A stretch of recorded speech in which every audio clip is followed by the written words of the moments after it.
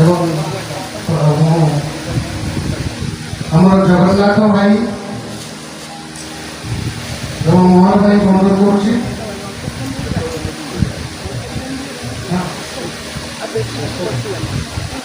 সর্বশেষে আমার অন্তর্যামী ভাইকে কହୁଛି সে মঞ্চ পরিচালনা করবে এবং স্বর সংযোজনা করবে তাকে অনুরোধ করছি এবং মাইক হস্তান্তর করছি। ধন্যবাদ, নমস্কার। ଆମେ ଆଜି କବିତା ମଞ୍ଜରୀ ସନ୍ନ୍ୟାସ ବିଶ୍ୱ ଚାରିଟେବଲ୍ ଟ୍ରଷ୍ଟ ପକ୍ଷରୁ ଆୟୋଜିତ ପୂଜ୍ୟ ପୂଜା ପିତୃମାତୃ ପୂଜନ ଏହି କାର୍ଯ୍ୟକ୍ରମରେ ଆମେ ପ୍ରତିମୂର୍ତ୍ତି ନିକଟରେ ବର୍ତ୍ତମାନ ପୁଷ୍ପମାଲ୍ୟ ଏବଂ ଅର୍ଘ୍ୟ ନିବେଦନ କରି ଆଜିର ସଭାବିଧି ଆରମ୍ଭ କରିବା। ବର୍ତ୍ତମାନ ମଞ୍ଚାସୀନ ଅତିଥିମାନେ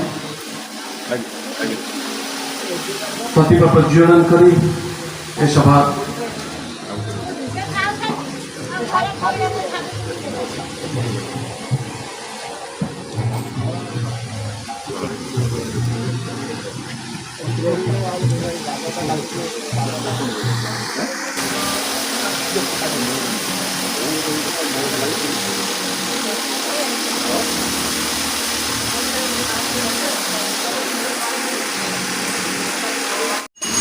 এই কবিতা মঞ্জরি সন্ন্যাস বিশাল চ্যারিটেবল ট্রষ্টর অষ্টম বার্ষিক সভা কথা কହୁଛି।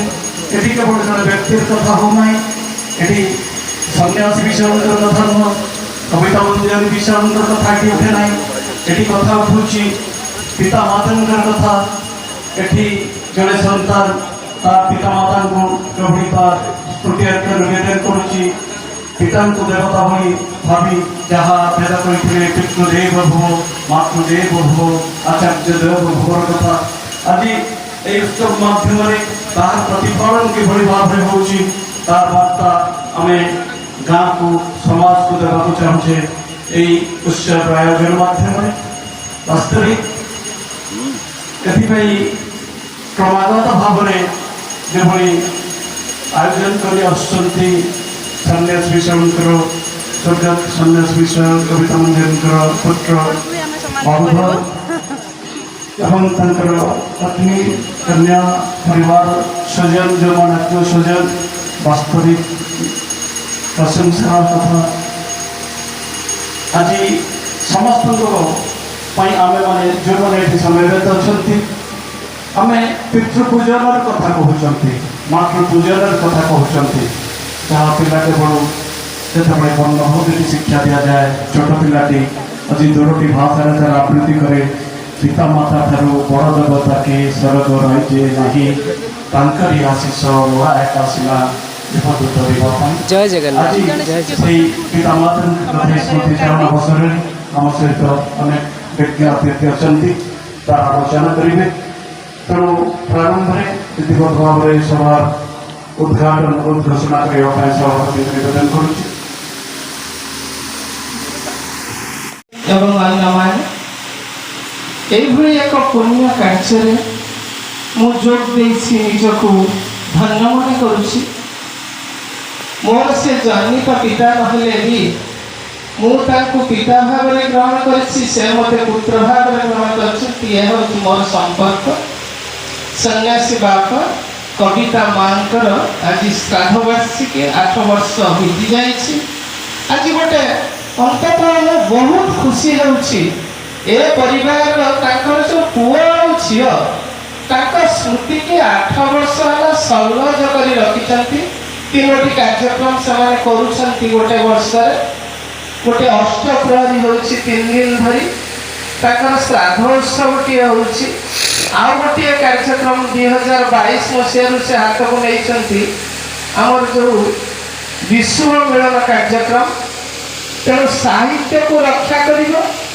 ଆଉ ଜଣେ ସେ ଶିକ୍ଷକ ଥିଲେ, 2 ଜଣ ଶିକ୍ଷକ, ଶିକ୍ଷକ ନିଧି ଆଉ ଶିକ୍ଷକ ମିତ୍ର ଭାବରେ ଏ ଅଞ୍ଚଳରେ 2 ଜଣଙ୍କୁ ଚୟନ କରି ସମ୍ବର୍ଦ୍ଧିତ କରିବ। ଏ ହେଉଛି ତାଙ୍କ ସ୍ମୃତି ରକ୍ଷା ଦିଗରେ ଯେଉଁ ନିଆରା କାର୍ଯ୍ୟକ୍ରମ।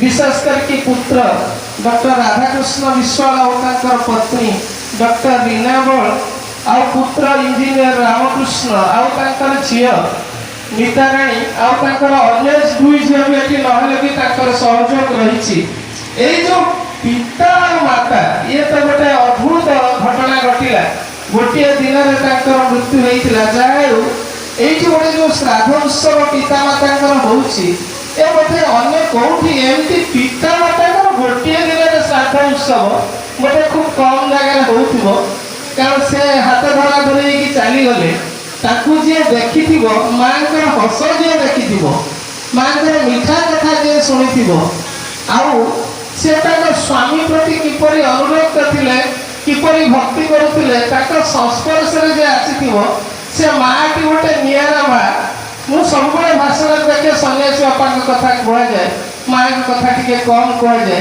कि आज सन्यासी बापा जो जगह पहुँचती सबुत माँ अधार अधिक भाग अच्छी मुझे धरी आज कहला अनेक अनुष्ठान से गोटे अनुष्ठान भी छाड़ी से गोटे बड़हल गर्ल्स हाई स्कूल या जो बड़हल गर्ल्स हाई स्कूल आज हिंदी टीचर झी भी कार्य करुच्ची ए अंचल भी किसी पिला निजुक्ति देवार से सहयोग करते बड़हल गर्ल्स हाई स्कूल से